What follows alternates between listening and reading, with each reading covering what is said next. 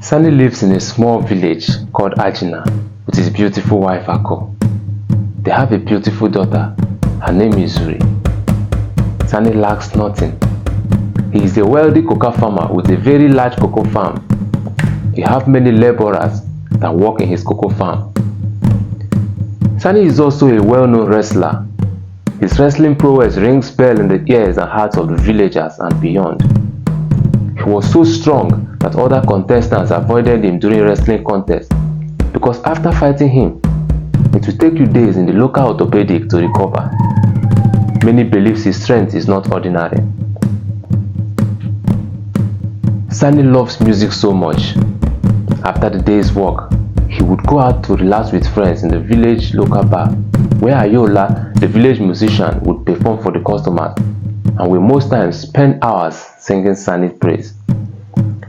Many people were happy for him, but a particular friend was secretly envious of Sani and would always fake a smile around him. The friend's name is Carlo. Sani seems to be living the perfect life, but one thing bothers him. Since the birth of his daughter Zuri, his wife has not been able to give birth to another child. This gave Sani sleepless nights. He seriously needed more children, and most importantly, a male child to take care of his home and defend his household in his absence.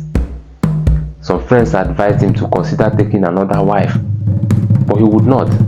He loves his wife and daughter so much and would not do anything to hurt them.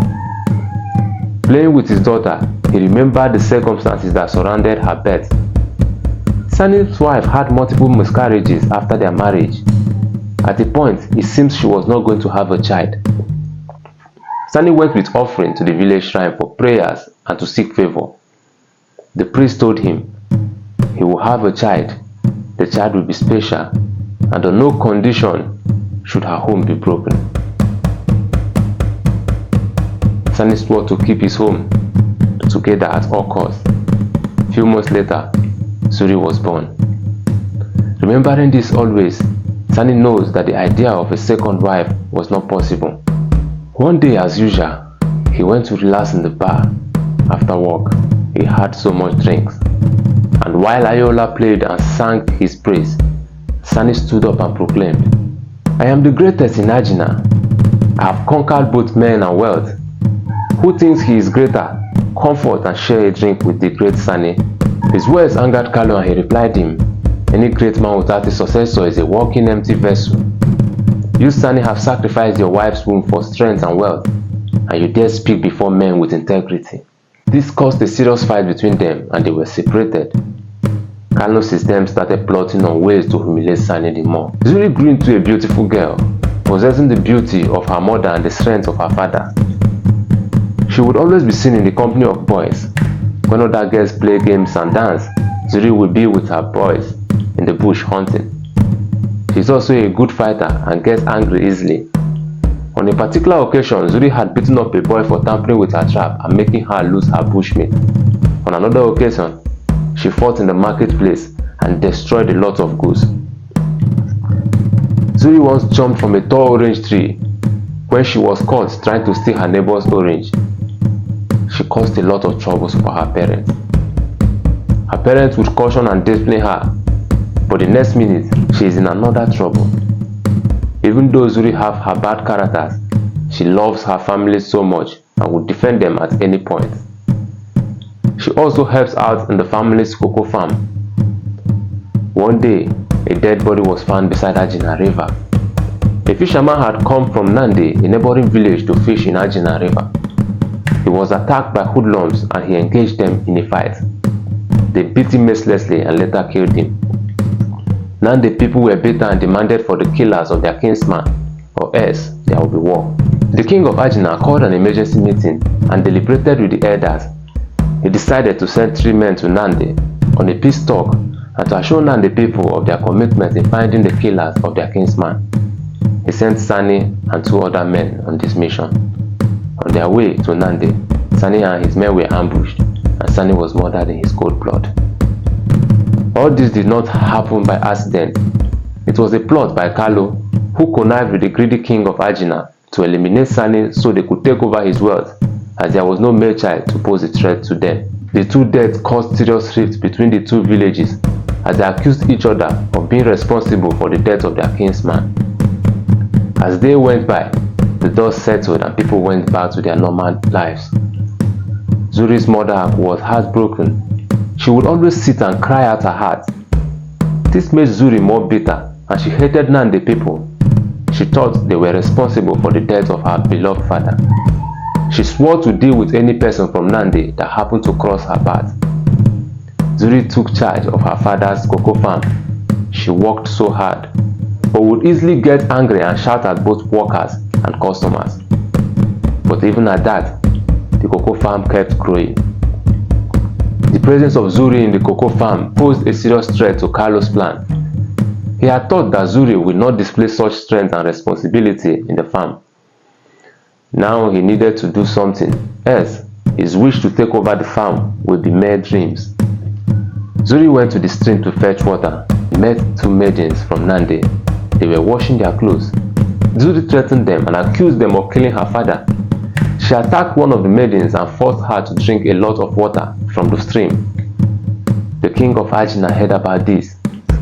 Wow, this was the perfect opportunity they needed to keep Zuri aside. The king ordered that Zuri be locked up in the guard room. He claimed that Zuri's action would trigger another rift between Ajina and Nande people. While Zuri was in prison, the king gave her the cocoa farm to Carlo in pretense that it was temporary. Sani's wife Ako went to complain to the king and begged him not to give out her husband's land. But the king told her that his decision was for the best and it is final. The king kept Zuri for so long in prison until they perfected their evil plans. When she was finally released, she met her helpless mother, now a shadow of herself. She reported to the king, but to her surprise, the king told her that women don't claim lands. The king went further to declare the cocoa farm a community property and offered other elders shares in the land. The elders greatly accepted the offer and spoke against Zuri. Zuri refused to stop going to the cocoa farm. She chased all the workers away and threatened to beat up Carlo next time he comes to the farm. The king saw this as a direct disrespect from Zuri and banished her from Ajina. All the villagers made jest of the news and the elders kept mute, even the ones that were her father's friends. Zuri and her mother traveled to Ekane and settled there. Ako lived and died in Ekane. Ekane is a community known for their strength and dominance in war. Ekane king loves the song of war and victory so much that he does not think twice in waging war at his enemies and sometimes his friends. He is rich and loved to expand his territory. Zuri lived in Ekane for months. The hunger to avenge her father's death was still in her. She also hated Ajina people for causing her pains and banishing her unjustly. One day, Zuri asked to join the warriors of Ekane. Even though she was seen as a strong woman, they refused and told her that women don't fight wars in their land. But after much pleading and persistence, they allowed her to train with them from time to time. She impressed them and the king in particular with her skills. She scaled through her trainings. The king of Ekane was pleased and made her the palace chief guard. As years went by, Zuri convinced the king to wage war on Ajina people. She told the king that he stands to gain a lot if he expands Ekane territory to Ajina. The king agreed. Zuri asked the king to allow her lead the war against Ajina. The king laughed and asked Zuri to focus on her domestic duty as a palace guard. Seeing that her plans to lead the war was not working out, Zuri set out to seek powers from Aiga, the old priestess of the forest deity. Aiga told her that to lead men, she must have a strong heart and make sacrifices too. She further told Zuri that in her whole life, she must always be loyal to the will of the king that will give her this authority. And in return, every other person under her authority will lack the will to fight her. Aiga told Zuri that to crown with all, she must sacrifice that which makes her a woman. She must sacrifice her womb. Aiga also revealed to Zuri the mystery behind her father's death. This made Zuri hate Ajina people the more. Zuri agreed to these conditions and Aiga gave her the powers she desired. She came back to Ekani commanding much power and authority. She publicly declared her interest to become the chief warrior. She dared the current chief warrior to fight her to death. Zuri fought and killed the chief warrior, and automatically she was made in charge of the warriors. She led the war against Ajina people, and on that day, she inflicted untold pain on them, burning down houses and destroying both human and animals. They felt the presence of Zuri. The next day, Ekani took charge of Ajina, and Zuri was instituted as the new king of Ajina. She was to always report back to the king of Ekani. For many years, Zuri ruled over Ajina with strong fist. She forced them into hard labor and made them bring their earnings to her palace. Zuri was in the habit of tying up men who dared her authority for days on a tree. Some died, while some survived. Ajina people suffered under her leadership. It was as if they labored, while Zuri and the Ekani people enjoyed the fruit of their labor. As Zuri grew older, she felt she had gotten the revenge she so much wanted, so she decided to give Ajina people their freedom. She stopped making accounts for the king of Ekani and announced their independence from Ekani. The king of Ekani was not pleased. He threatened to destroy Zuri and Ajina people.